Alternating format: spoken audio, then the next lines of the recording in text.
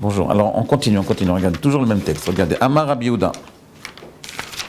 Alors, Amar Rabbi Eliezer, dans Eruvim, page Nun Dalet. Amar Rabbi Eliezer. Im Adam, ose et atzmo karuv ataposem.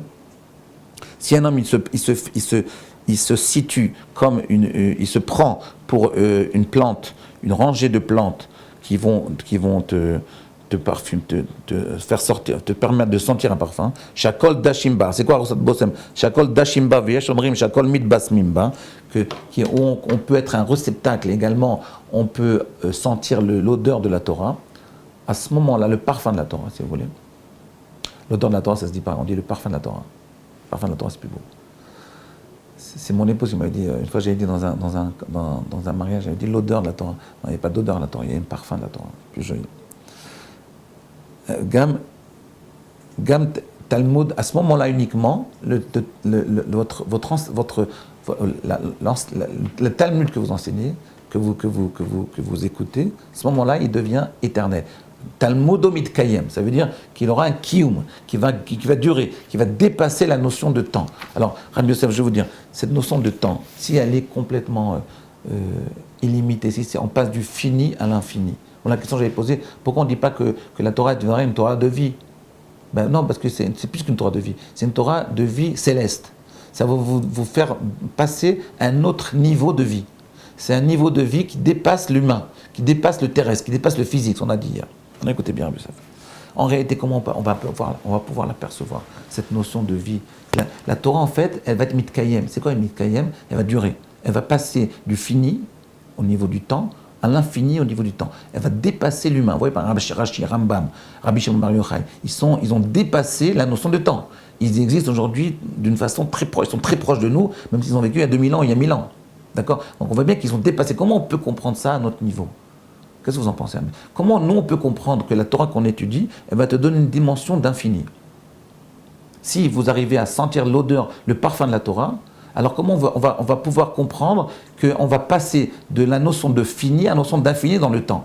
Je veux dire, c'est très simple. C'est un peu ce qui vivait à Yaakov Avinu avec Rachel. C'est-à-dire qu'en fait, il y a deux temps. Il y a le cycle du temps extérieur, le cycle de notre vie, et puis il y a le temps intérieur. Vous vous rappelez ce qu'on avait dit avant, pendant la période du Homer? On avait dit que cette semaine, on doit compter 7 fois cette semaine. 7 fois, cette semaine, c'est une année entière.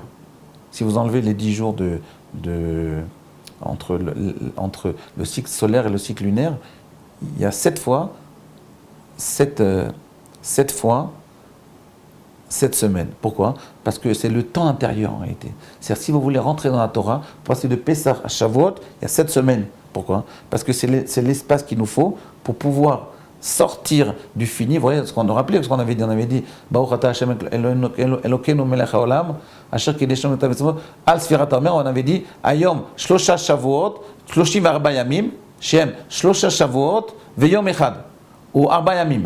Pourquoi on traduit les semaines les jours en semaines? C'est parce que la notion de semaine, c'est un temps intérieur. La notion de jour, c'est un temps extérieur. Le jour, il dépend des étoiles, il dépend des astres. Mais la notion de semaine, elle ne dépend d'aucun astre. Elle n'est pas extérieure, elle est intérieure. La notion du Shabbat, tous les 7 jours on fait Shabbat, on compte 7 jours. Mais en réalité, si on est dans le désert, on compte 7 jours, peut-être c'est pas Shabbat. Mais si vous comptez 7 jours, le 7e jour c'est Shabbat. C'est ce qu'on appelle un temps intérieur. Il n'y a pas d'astre qui peut nous définir la notion du temps qui est la notion de semaine. Le temps, les astres, ils nous définissent le mois, ils nous définissent l'année, ils nous définissent le jour, et pas la semaine.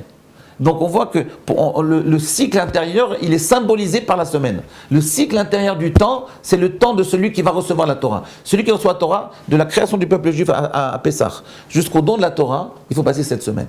7 fois 7 jours. 7 fois 7 jours. 7 fois 7 jours, c'est la semaine. 7 semaines. D'accord?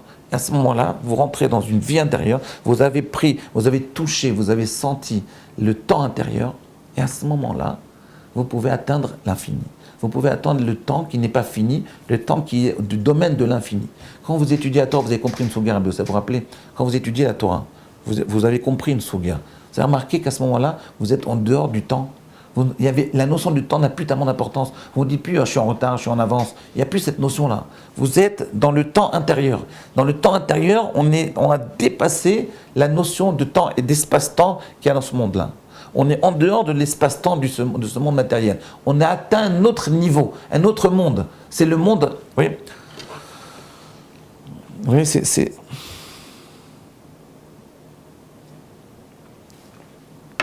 Est-ce que vous comprenez ce que je dis? Bon, ça suffit. Je ne peux pas aller plus loin. À demain. Bye.